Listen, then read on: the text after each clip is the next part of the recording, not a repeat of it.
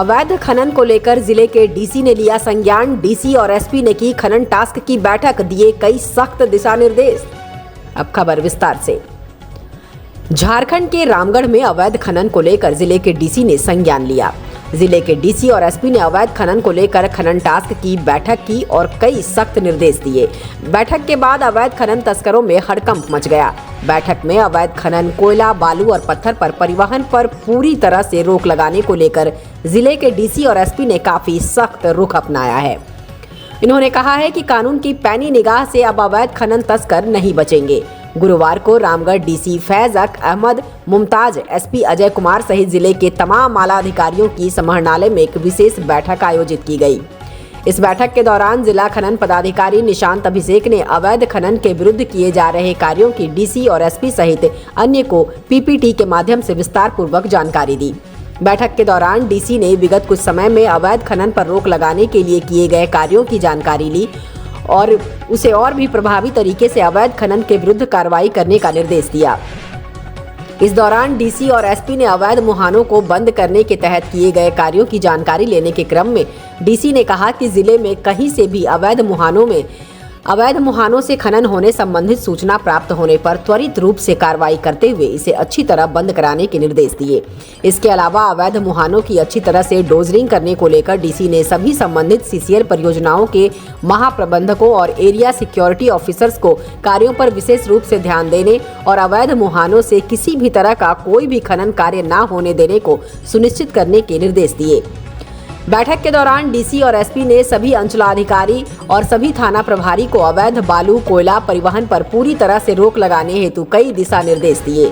वहीं सीपीआई प्रदेश सचिव महेंद्र पाठक ने प्रशासन पर आरोप लगाते हुए कहा कि कई अधिकारियों की मिली भगत से अवैध खनन फल फूल रहा है, इस पर रोक लगाना अनिवार्य है। इस बैठक में अनुमंडल पदाधिकारी रामगढ़, जिला स्तरीय पदाधिकारी, प्रशासनिक और पुलिस अधिकारियों, विभिन्न परियोजनाओं के महाप्रबंधकों, अंचल अधिकारियों, थाना प्रभारियों सहित अन्य की मौजूदगी रही। सभी एससीओ, सभी थाना प्रभारी, एसपी साहब और फॉरेस्ट डिपार्टमेंट के सीसीएल के सिक्योरिटी ऑफिसर्स आए हुए थे। माइनिंग टास्क फोर्स की बैठक थी। पुराने जो इन्होंने काम किया है इलीगल माइनिंग को रोकने के लिए और ट्रांसपोर्टेशन को रोकने के लिए, उसकी समीक्षा की गई और आगे के लिए सख्त निर्देश दिया गया है कि सभी को सभी तरह के जो मुहान है उसको बंद करना है और किसी भी तरह की इलीगल माइनिंग रामगढ़ में नहीं हो, ये सभी थाना प्रभारी और सभी सीओज सुनिश्चित करेंगे। डीएमओज और एसडीओज भी लगातार गश्ती पे रहेंगे और हर तरह की इलीगल माइनिंग और ट्रांसपोर्टेशन को रोकने का पूरा प्रयास करेंगे। बहुत कार्रवाइयाँ हुई हैं, आपको टास्क फोर्स को आना चाहिए था। कम से कम 20 मुहान बंद किए गए हैं और बहुत सारी गाड़ियां को पकड़ी गई हैं, बहुत सारे एफआईआर्स हुए हैं, बहुत सारे सीजर हो गए हैं। कैपेसिटी इश्यूज हैं, है ना, और भी मेहनत करने की ज़रूरत है और टास्क फोर्स की बैठक का उद्देश्य ही यही है कि ज़्यादा से ज़्यादा पुश किया जाए, लोगों को मोटिवेट किया जाए और उनको निर्देश दिया जाए ताकि वो और प्रयास करें और बेहतर करने की कोशिश। क्या आपको लगता है डिफ़िकल्ट तो है, लेकिन डिफ़िकल्ट होना कोई एक्सक्यूज़ नहीं है।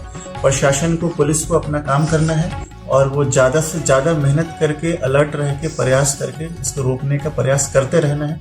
चाहे जितना सक्सेस मिले, पीछे नहीं हटना है, ज़्यादा से ज़्यादा बेटर करने का और सक्सेसफुल होने का इस काम में करने का प्रयास करते रहना है। इसीलिए सख्त निर्देश दिया गया है तमाम लेसीज को भी, जो जैसे सीसीएल है, टाटा है, कि जो उनके क्षेत्र में है कम्प्लीटली उनकी जिम्मेदारी है ताकि वर्कलोड सिर्फ पुलिस पे नहीं रहे।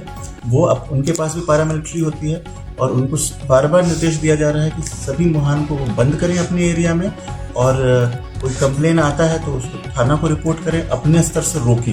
रामगढ़ जिला के अंदर, हजारीबाग जिले के अंदर रात के अंधेरे और दिन के उजाले में भी खुलेआम कोयला, बालू और लोहा और गिट्टी की चोरी हो रहा है और बीडीओ और सीओ के संरक्षण में सारा कुछ हो रहा है।